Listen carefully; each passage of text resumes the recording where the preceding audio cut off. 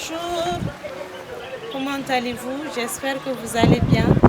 C'est toujours la coach Marie-Jo, votre coach d'amour, votre coach qui prend plaisir à vous conseiller à travers ses expériences de vie. Ce soir encore, comme d'habitude, je vais vous faire une vidéo. Alors, le thème de cette vidéo aujourd'hui n'est autre que vivre son couple de façon épanouie, ou bien je dirais encore vivre et réussir son couple.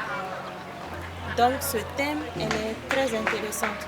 Je pense qu'elle est la plus attendue de toutes, parce que tout le monde rêve aujourd'hui d'avoir un couple vraiment épanoui.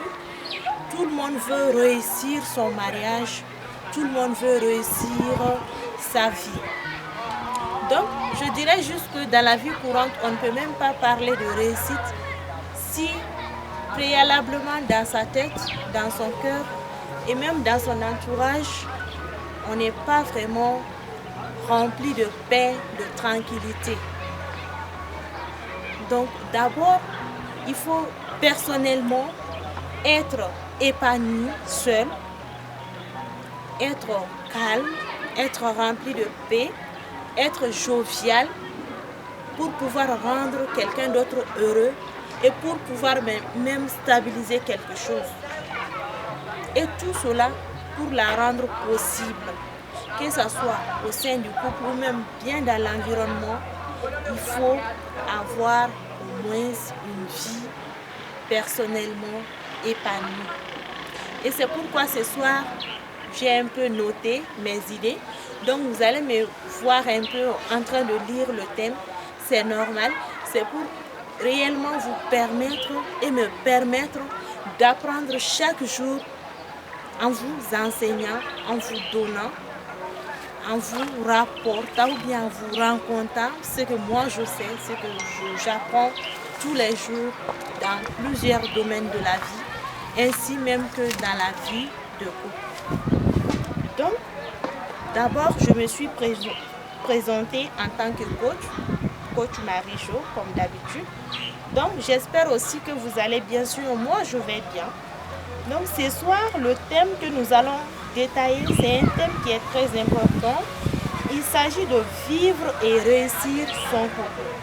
Donc, avant de rentrer dans le vif du sujet, permettez-moi de vous relater 10 bons conseils que lorsque vous allez pouvoir mettre ces conseils en pratique, votre vie de couple sera vraiment merveilleuse. Donc nous allons commencer à relater ces 10 conseils point par point. Donc quelqu'un déjà qui maîtrise ces points, quelqu'un qui pratique ces points, je vous dirais d'abord que cette personne a une vie de couple déjà épanouie, a une vie de couple réussie. Mais la personne qui n'a pas, qui ne pratique pas ou bien qui a encore des lacunes peut prendre ces conseils et les pratiquer au quotidien afin de s'améliorer pour rendre sa vie de couple merveilleuse, paisible, calme, remplie de tout un bien-être possible. Donc nous allons commencer d'abord par se dire les choses. Voilà. Donc, il faut toujours se dire les choses.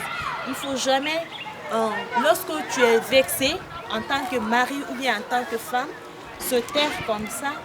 Hein? Toi, tu es rempli de rancune ou bien de douleur, on t'a vexé. Tu as du mal à en parler à ton mari, tu as du mal à en parler à ton chéri. Ça, c'est très mauvais, c'est très toxique. Parce que le jour où ça va sortir, si elle ne sort pas avec les beaux mots, ça peut vraiment créer des désagréments, amener des désaccords au sein du couple et ça peut même amener beaucoup de frustration. Donc on continue avec ce que j'ai noté par rapport à se dire les choses. Donc ça évite de laisser place à l'imagination. Si je lui dis ça, il va réagir comment? Comment est-ce qu'il va réagir? Donc si moi je décide de lui parler, de lui faire part de mes ressentis, comment est-ce qu'il va réagir? Donc on ne doit pas s'occuper de cela, on doit juste savoir trouver les bons mots pour pouvoir mieux s'exprimer et attendre aussi les bons moments. J'espère que j'ai eu aussi à parler de cela dans mes anciennes vidéos. Il fut des moments où j'ai aussi traité un thème sur ça, sur comment se parler, parce que le dialogue, elle est capitale, elle est primordiale au sein d'un couple. Lorsqu'on ne se parle pas vraiment, ça devient catastrophique. Voilà. Donc, elle ne fait que se torturer l'esprit plutôt que de parler. Voilà, se torturer l'esprit plutôt que de parler. Ça, on rencontre ça généralement chez les femmes. D'accord? Donc, et savoir ce que pense l'autre de la situation, arrêter de se faire des films. Il faut toujours arrêter de se faire des films. Il faut toujours dire ce que tu ressens sans t'imaginer que comment est-ce qu'il va le prendre, est-ce qu'il ne va pas se dire que je ne l'aime pas. Non, ça, ce n'est pas toi. C'est pas à toi de décider cela, c'est pas à toi de t'imaginer. Il faut juste savoir trouver les bons mots pour exprimer ce que tu ressens. Donc, parce que, bon, j'ai mis entre parenthèses, tu n'es pas scénariste, tu n'es pas réalisateur, donc il ne faut pas te faire des films de toutes les façons. Voilà, donc, de plus, se dire les choses permet de ne pas enfuir des émotions, des sentiments qui vont vous torturer au quotidien. Lorsque vous vous dites des choses, tu sauras déjà, tu auras un aperçu de ce que l'autre pense et pourquoi il t'a fait ce qu'il t'a fait. Donc, en deuxième position, il faut être aimable dans vos réponses. Toujours aimable dans vos réponses, car l'agressivité ne mène à rien. Si ça vous agace, quand on vous dit quelque chose, posez-vous plutôt la question, qu'est-ce qui fait que ça m'agace?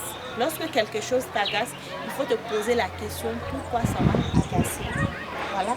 Donc, apprenez à avoir un discours posé et calme. La communication est un art. Donc, la communication au sein du couple aussi, ça compte. Souvent, les réponses dépendent du message passé et la façon de le dire. Vous voyez? Donc, en troisième position, nous avons être à l'écoute de l'autre. Il faut toujours rester à l'écoute de l'autre. Comprendre que son ressenti m'engage. Et c'est lui seul qui est responsable de ses dits. Vous voyez? Quand l'autre parle, il faut savoir l'écouter.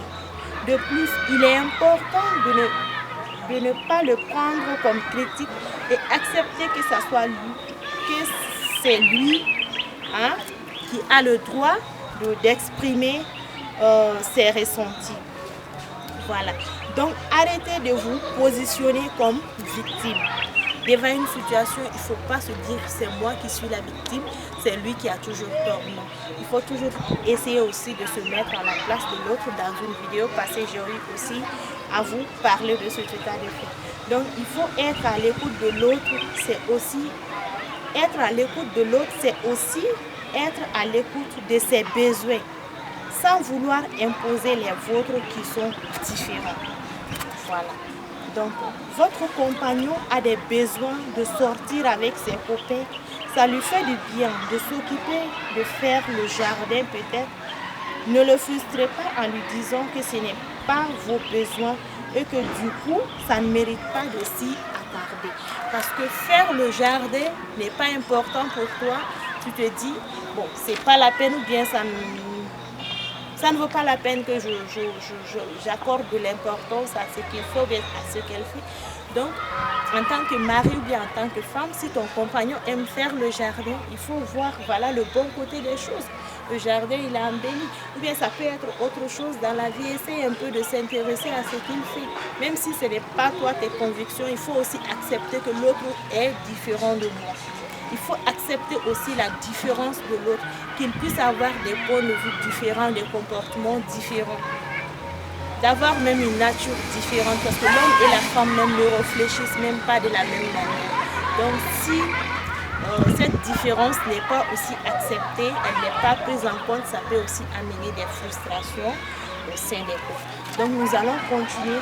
Il faut aussi, quatrième position, respecter l'autre. Aimerez-vous qu'on ne vous respecte pas? Le respect est la base des relations saines et fait partie des règles d'or pour la réussite de votre couple. Respecter l'autre comme il est, n'est pas juger ni critiquer. Son conjoint est aussi capital. Laissez l'autre aussi vivre est très important. L'autre a le droit de se tromper, de faire des erreurs. Ce n'est pas parce que vous avez fait cette expérience de telle façon que l'autre doit faire pareil. Le conseil c'est bien, mais il ne tient pas compte de ce qu'est l'autre. Respecter l'autre dans ses choix, dans ses envies, dans ses décisions est aussi important. Accepter que l'autre soit différent, savoir s'adapter. Si cela vous est insupportable, posez-vous toujours la même question. Qu'est-ce qui fait que ça vous agace? Ça, c'est la question à se poser.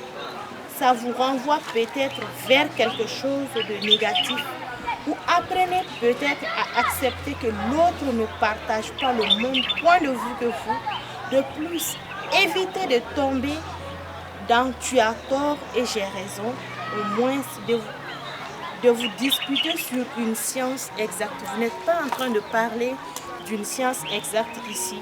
Donc chacun a son avis selon la manière dont il est construit, son histoire, ses valeurs et ses croyances. Voilà. Donc généralement l'homme donne son point de vue par rapport à une situation en fonction de son histoire, en fonction de ses convictions, en fonction de là où il a grandi, son espace, l'espace dans lequel il a grandi.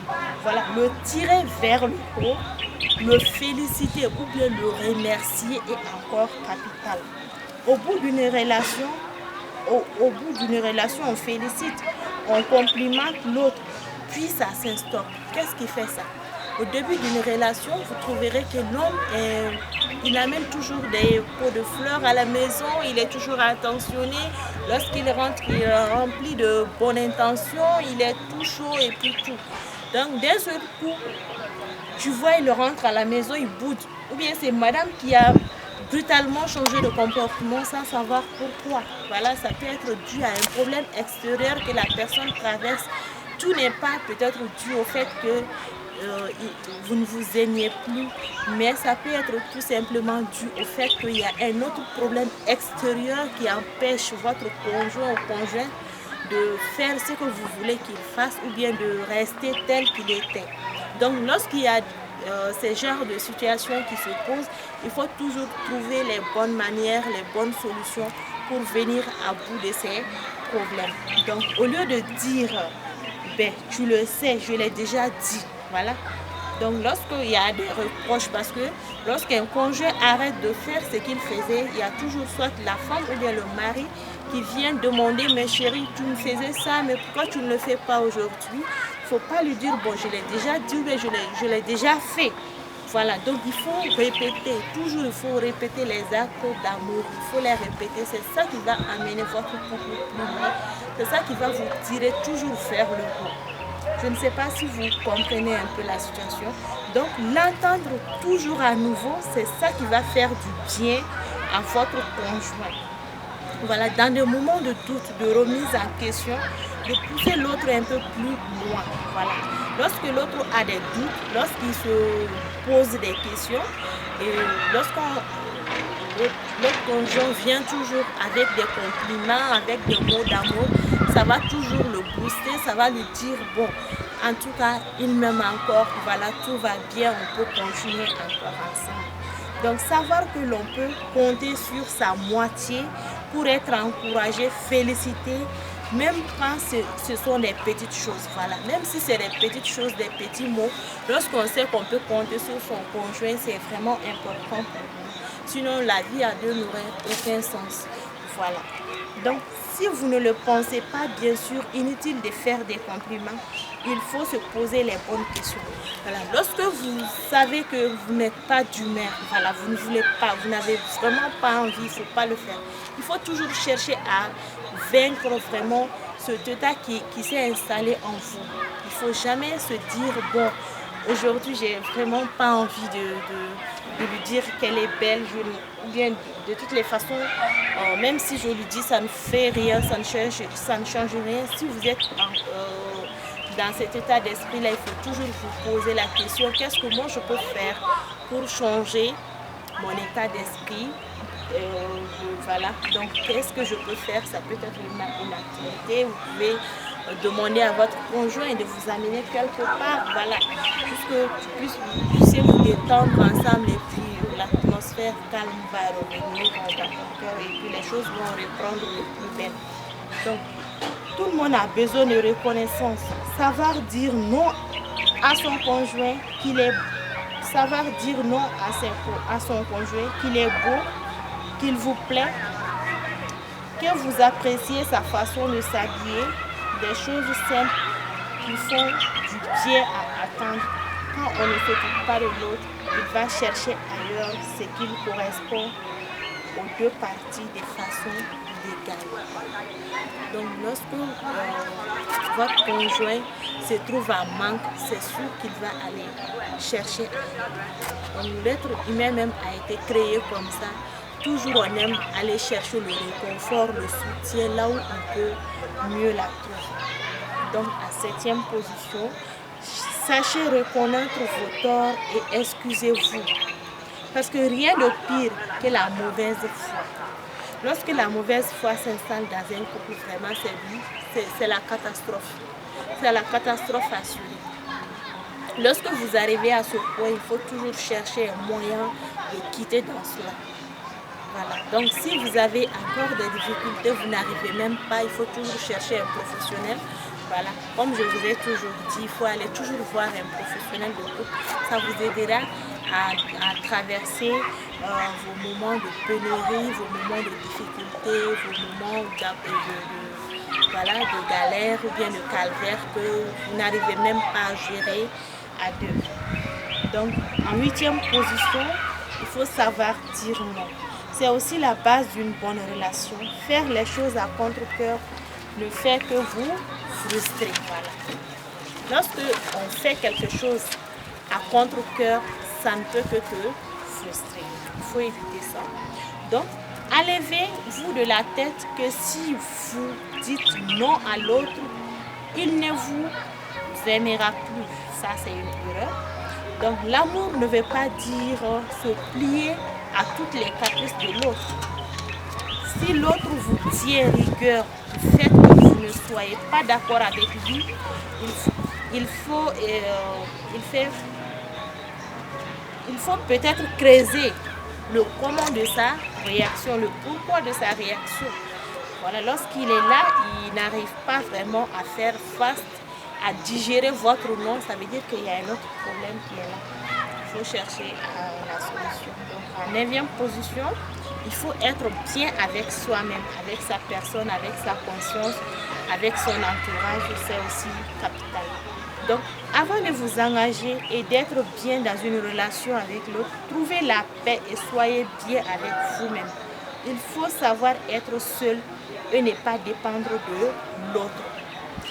C'est-à-dire, si mon mari voyage par exemple et que moi je rentre dans une dépression, est-ce que je serai en mesure de gérer la maison derrière lui, les enfants, les tâches et tout? Non. Mais lorsque je suis habituée déjà à la solitude et que je me sens bien, j'ai vécu même une vie de célibat merveilleux avant de me marier. Lorsqu'il part, je serai toujours ramenée à répéter cette vie de solitude que j'avais auparavant et ça ne va pas ni m'affecter sur le plan professionnel, ça n'affectera pas non plus mon entourage, ça ne va même pas affecter ma famille. Donc, savoir être heureux et épanoui dans la solitude, elle est très importante. Il faut aussi, en 10e position, se surprendre au moins une fois par semaine. À vos débuts, vous saviez acheter un bouquet de fleurs, préparer un repas aux chandelles, mettre du piment dans vos débats. Qu'est-ce qui justifie que ce n'est plus comme ça après quelques temps de vie commune? L'importance, waouh, il a fait ça pour moi, c'est ça le plus important. Quand vous faisiez, quand vous pimentiez vos conversations avant le mariage ou bien juste après le mariage, ça faisait vraiment du bien. Lorsque vous cuisiniez un bon repas pour votre mari, ça faisait toujours chaud au cœur. Lorsque vous lui faisiez des petites surprises de bouquets de fleurs, ça rendait vraiment madame heureuse. Donc, lorsque vous vous êtes mis vraiment à arrêter de faire genre de surprise, ça va vraiment vous amener ailleurs, à vous négliger, à rentrer dans une routine dans laquelle vous allez vous lancer, vous allez vraiment vous décourager. Voilà. Donc un petit conseil avant d'aller vers la conclusion, c'est que l'amour fonctionne généralement par vagues. Donc quand une crise aiguë arrive et que l'on sent moins d'amour pour son compagnon, posez-vous la question, qu'est-ce que je peux faire pour relancer la machine? Que faut-il faire pour que je l'aime plus au fait? Lui dire ce dont vous avez besoin ou bien envie. Lorsque les périodes de crise arrivent, il faut toujours vous poser les bonnes questions. Vous demander qu'est-ce que moi je peux faire pour que ça puisse continuer vraiment à être comme auparavant. Parce que l'amour n'est pas stable. C'est pourquoi on vous dit généralement d'aimer avec le cerveau et non avec le cœur. Parce que le cœur, il y a des jours où il ne ressent rien. Mais il y a des jours où c'est au top. Donc, si vous vous fiez à vos sentiments, c'est sûr que vous n'irez pas très loin en amour ni d'amour mariage. Mais lorsque ça ne va pas et que vous vous dites c'est mon mari malgré tout, voilà, je l'ai épousé, c'est mon mari, je ferai tout, absolument tout pour que ça puisse vraiment continuer à aller. Mais si je ne suis pas préparée psychologiquement à cet état de fait, je me dis je ne ressens rien pour lui, il faut que je divorce, il faut que je le quitte, je suis attirée par un autre monsieur là-bas. Ça ne va pas vraiment vous aider. Donc, lorsque ces genres de situations arrivent, faites attention. C'est le moment aussi d'aller voir un peu. Ça pourrait aussi vous éviter d'aller vraiment vous séparer inutilement. C'est des genres de situations qui arrivent le plus souvent. Vous verrez des jeunes mariés se séparer brutalement. Après, ils vont se remettre ensemble parce qu'ils se sont séparés, parce qu'il n'y avait pas de problème. Ils se sont juste dit, je ne ressens rien, je ne ressens rien. Ils se sont juste focalisés sur les ressentiments. Donc ça, il faut vraiment éviter cela. Maintenant, nous allons essayer de conclure ce débat qui est vraiment très intéressant. Donc je finirai en disant que la réussite du couple, c'est comme le reste, ça se cultive. Que lorsqu'on souhaite que son couple soit équilibré, heureux, il faut installer des bases construites sur la communication, le partage, l'écoute, le respect et l'amour, bien sûr. C'est ça, il faut toujours vraiment mettre l'accent sur ce côté où on doit toujours être à mesure d'aimer, quel que soit notre état d'esprit, quel que soit ce que nous traversons, nous devons toujours apporter notre petit grain dans notre vie quotidienne et même dans la vie adulte. Voilà, donc sans plus tarder, je vais vous dire au revoir. C'était toujours votre coach Marie-Jo sur le thème vivre et réussir son couple. Donc laissez-moi des commentaires, vos remarques, les thèmes que vous souhaiterez qu'on débatte dans les jours à venir, il n'y a pas de souci. Je me ferai un grand plaisir de vous apporter ce que je connais là-dessus. Et si vous avez encore d'autres suggestions, vous voulez que nous organisions des formations, des séminaires ou même des conférences, il n'y a pas de souci. Sans oublier qu'il y a une conférence qui se prépare le 26 novembre 2022 à Sokorodi au siège de l'AIPP Pharma. N'oubliez pas de vous joindre à nous. Il y a toutes les informations concernant la conférence en haut de la vidéo. Vous allez trouver les liens là-bas. Donc à très bientôt. Votre coach Marie-Jo.